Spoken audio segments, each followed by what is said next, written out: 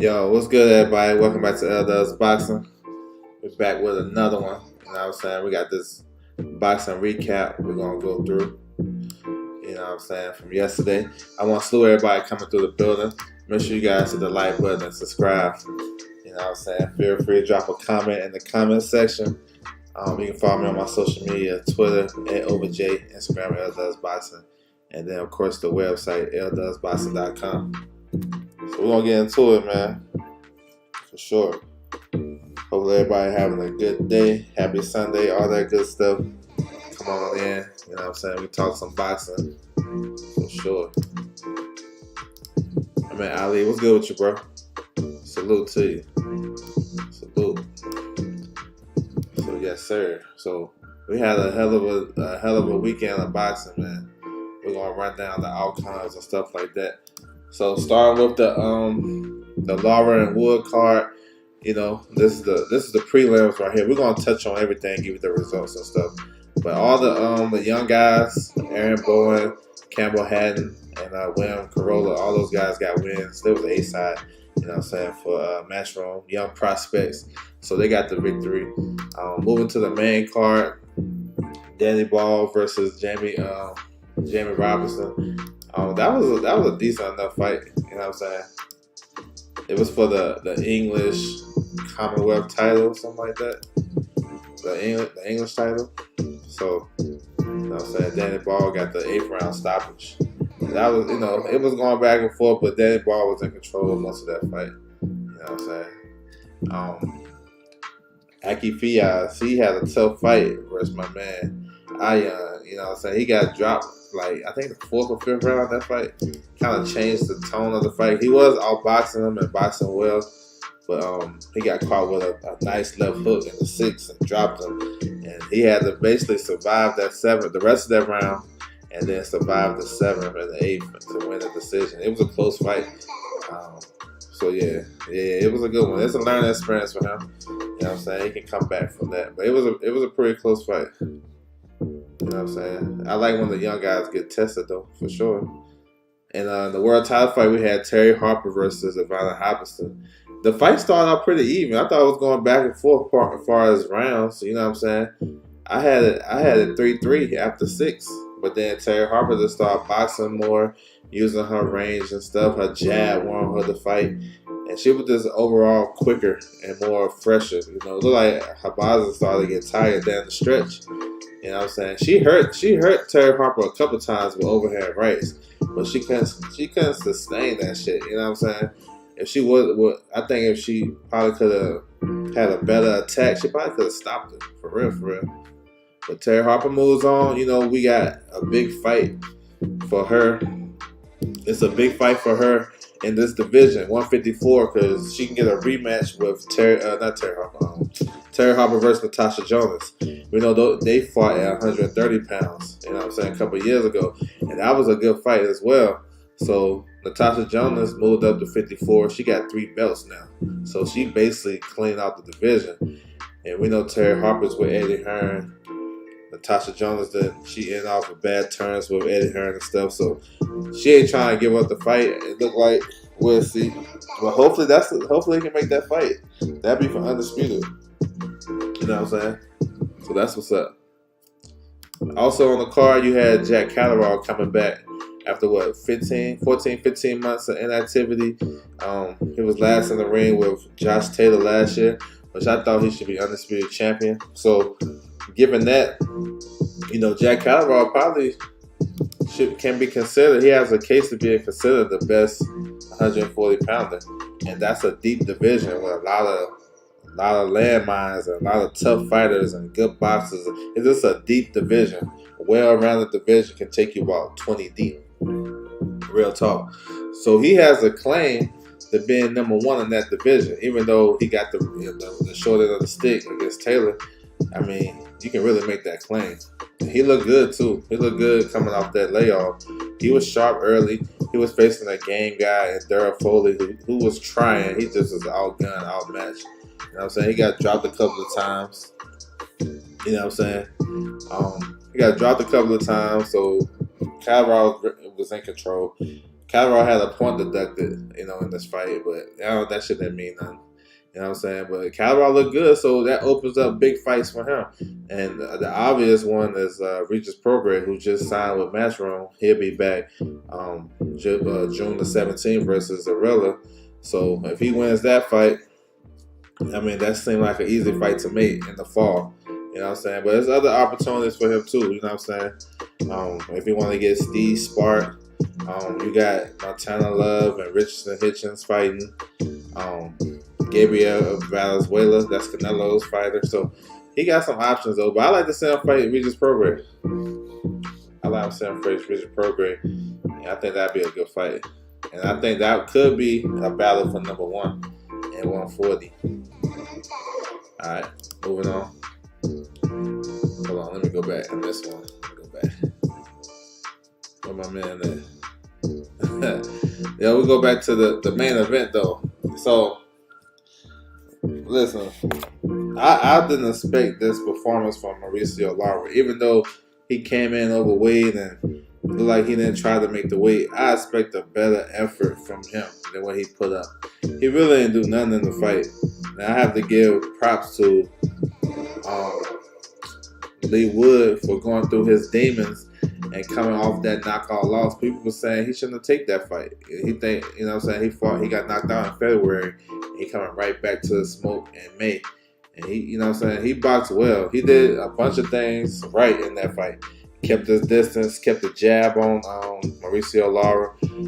He frustrated him. He could have been suffering from fatigue and all that shit from the weight gain. The weight loss and trying to make the weight or whatever.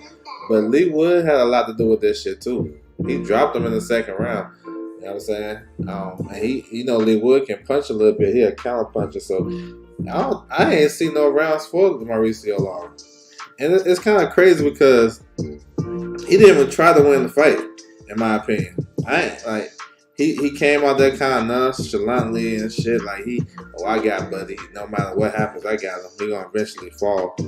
But Leigh Wood, props to him, bro. You know what I'm saying? So he get away with a wide unanimous decision. He's a 2-time WBA featherweight champion.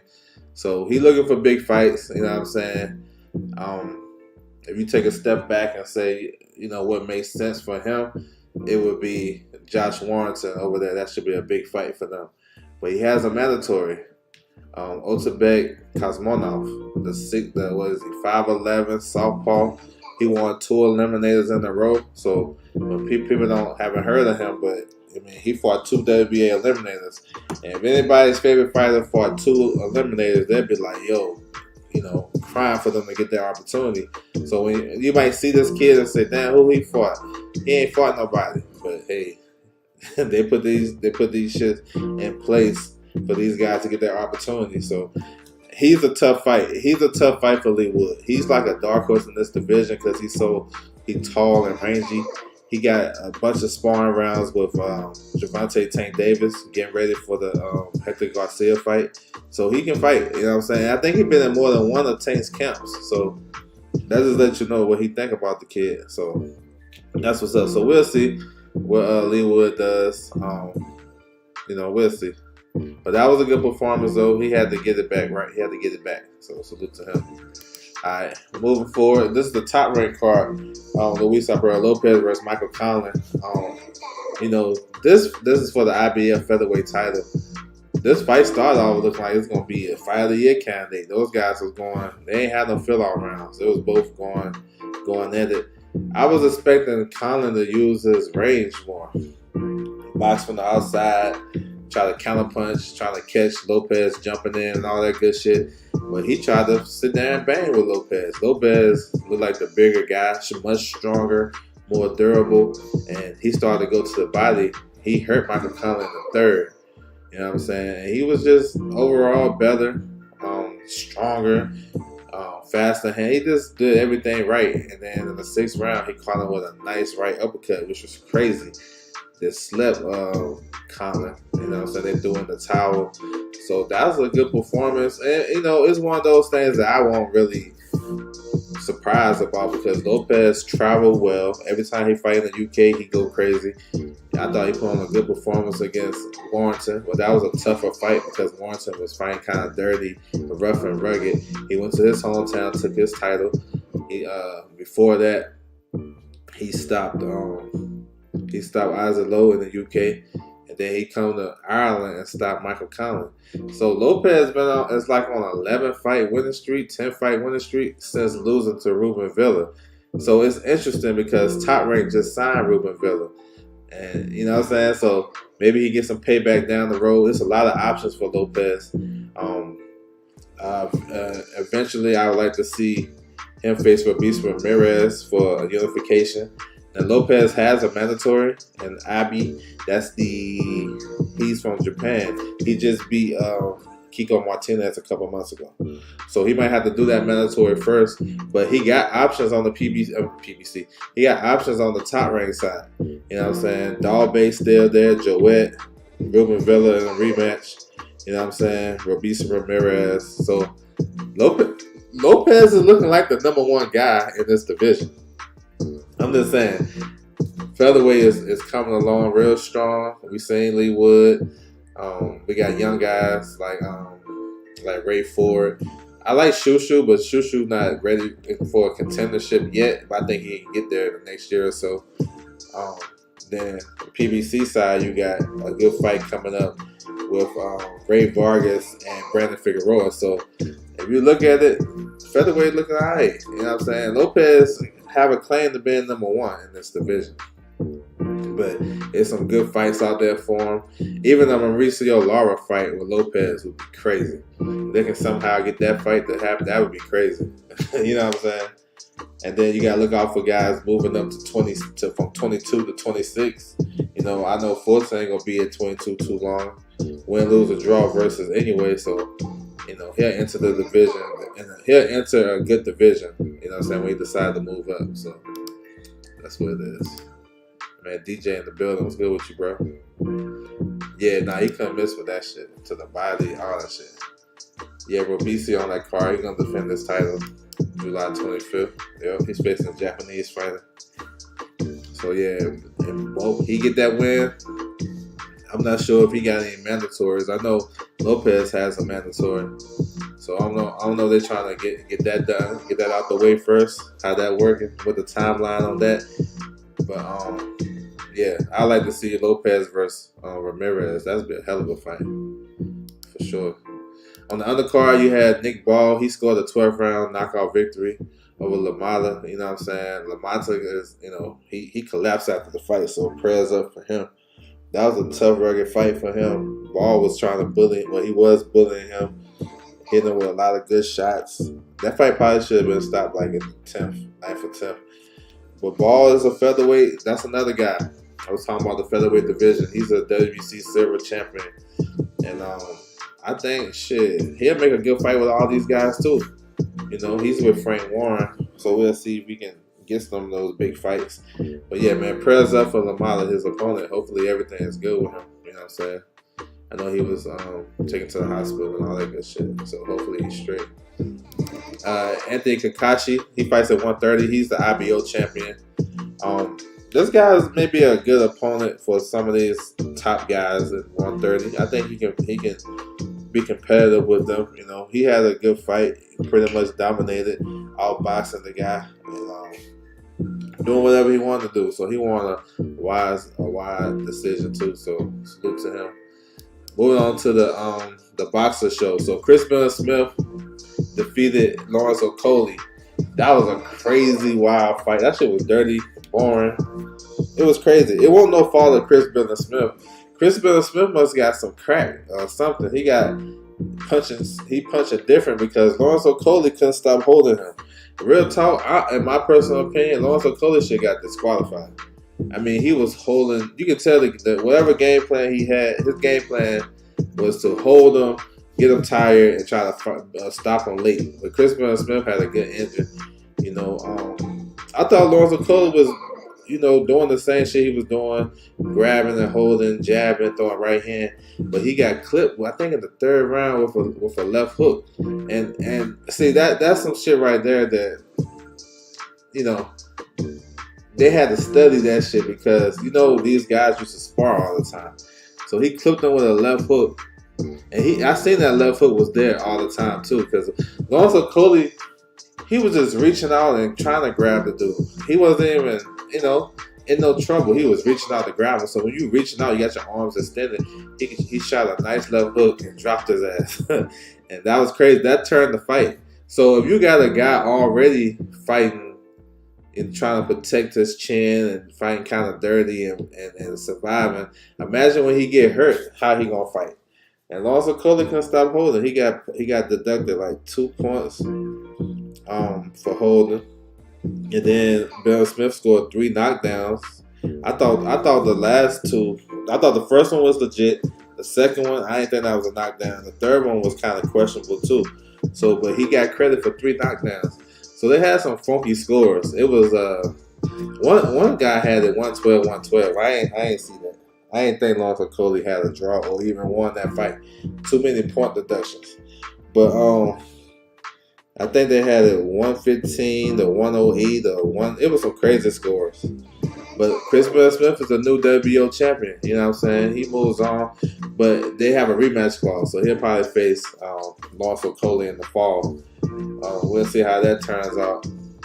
But Lonzo Coley, I feel like when he let his hands go, he can do some things. Chris Smith, only time Chris Smith fought is when he seen my man trying to clinch.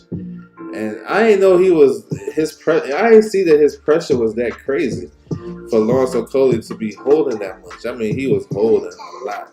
And that shit was uncalled for to me. But it is what it is. He loses his title. Chris Smith, finally get a world title. So that's what's up. Salute to him. So Sam Egerton, he had a highlight reel knockout. Well, it was a stoppage victory, but it was a nice stoppage. You know what I'm saying? He up and down. You look at his resume, he got like a journeyman record, you know what I'm saying? But he's 33-8 now. You know what I'm saying? He stopped Joe Pickford in the 5th round. You know what I'm saying? He was dominating the fight up until the stoppage. So yes, Sam Egerton is one of those fringe guys at 154.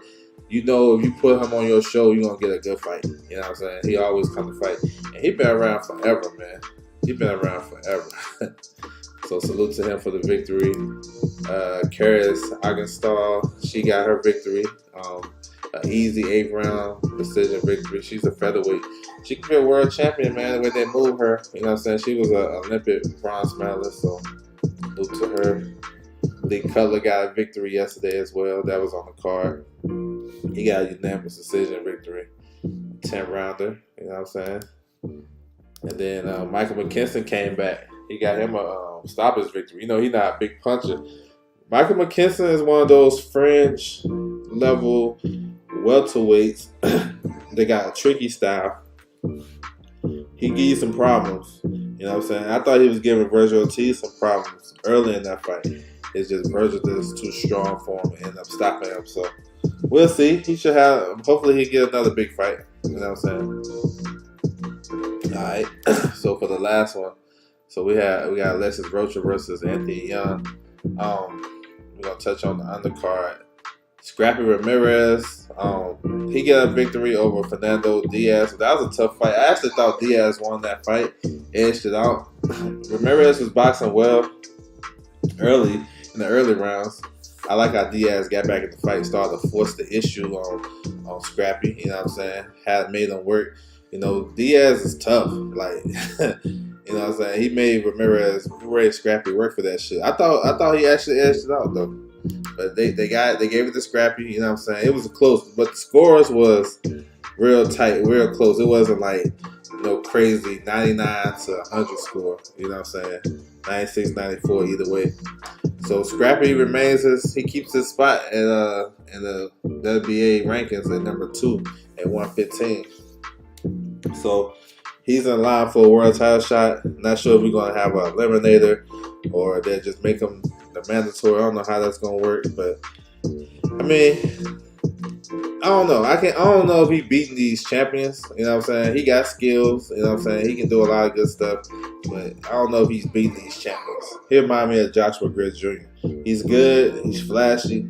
He can kind of bring some attention to his fights, but I'm not sure how far that's going to take him. You know what I'm saying? Because I can't see him getting the winner I can't see him beating the winner between Franco and Ioka. I think those guys probably take him to school. You know what I'm saying? It'd be a good fight, but I think those guys would beat him. I think Jonto Nakatani would beat him. I'm speaking champions at 115. I think Juan Francisco Estrada will out. You know what I'm saying? Those guys would beat him in my opinion. Even Fernando Martinez, the IBF champion. So like, I don't know. We'll see. Hopefully he can improve. It's just like pressure fighters is gonna be his problem when guys are throwing a lot of punches.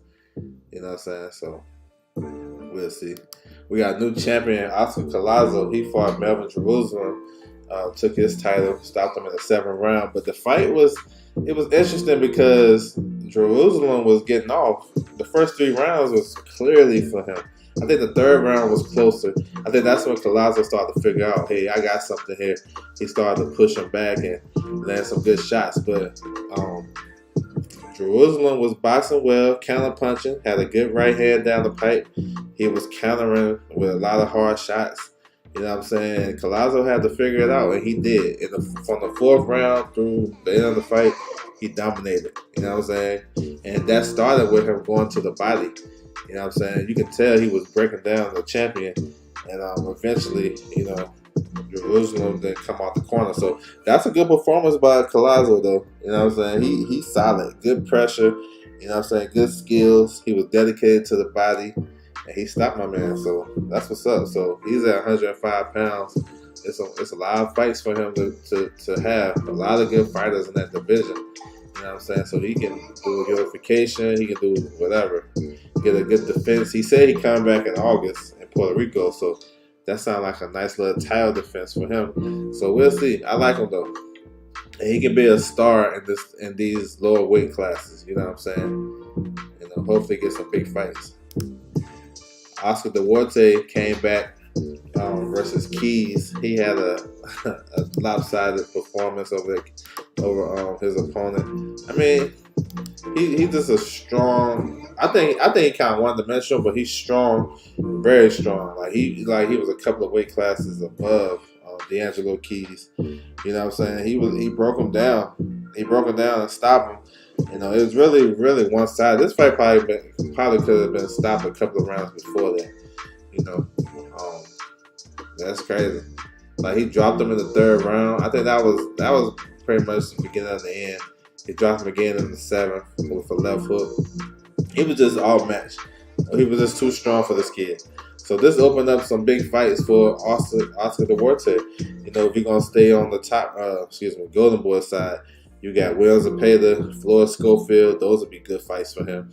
Even a Jojo Diaz. Jojo re-signed with Golden Boy. Who else? Mauricio Justa.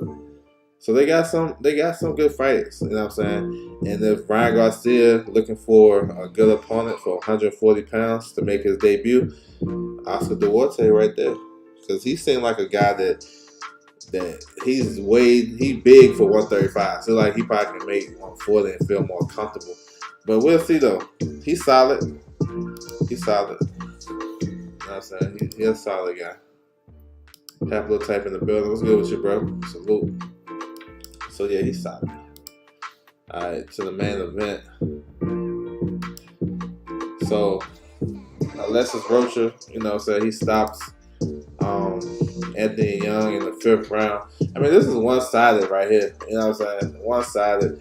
Young was trying. He was throwing little pity-pat shots. I seen it earlier in the fight. He ain't have nothing on them shots, though. You know what I'm saying? Alexis Rocha just basically walked him down and was. I like how he was using angles to let off his left hand. That was nice. He was stepping over to the side, to the outside, the left foot of Young. He was shooting a nice looping left hand to Young all fight long. And that was the shot that he landed that hurt Young and dropped him in the 5th round. You know what I'm saying? He got up and the ref decided to call it off. So Rocha has been improving and staying active. I went to his fight in October in San Diego. You know what I'm saying? He was solid. You know, so he fought a tough kid. So he been staying active. So October, he fought October. Then he fought in January. They fought in May. So that's helping the young fighter. Right? That's helping him as a young fighter. And he's number 1 in the WBO for Terrence Bud Crawford. So we know he's not getting that fight probably in another year or so. We already know that. So I would like him to stay active. Keep fighting every 3 or 4 months. That's good for him. He fought 3 times last year. You know what I'm saying? He fought Blair Cobb, Super Wrong, and he fought the Perez kid in October. So that's good. He's on pace against another 3 fights. You know what I'm saying? Nice pace. And those fights last year was like every 3 to 4 months. So that's good. He's on that same pace. So January, May, and maybe get him back maybe September, maybe. You know what I'm saying? Yeah, that's what's up, man, for him. He probably can get 4 in if he decide to, but you know, we'll see. But Rocha is improving. Now he made a claim to be one of these, to be a contender. I think he's a legit contender in the welterweight division. Right along the lines of Cody Crowley. I put him in there. Cody Crowley, like Jamal James. He's up in that area. You know, who else kind of fit that? Ramon Villa, maybe even Rashidi Ellis. I know Rashidi Ellis beat him, but now he seemed like a different and better fighter. I like that. So, you know, he did some good things. The ball came through. Yeah, 12th round KO. Lopez Collin can't take the heat. Yeah, that was a good fight for Lopez. You said Lopez. You got the Puerto Rican flag for Lopez? What Lopez you talking about? I thought you talking about Alberto Lopez, Luis Alberto Lopez, who stopped Collin. He from Mexico. Palazzo from Puerto Rico, though. But yeah, I got you, though. I know what you're saying. But yeah, I like Alexis Rocha, though. Solid contender. Stay active. Keep his number 1 spot in the WBO.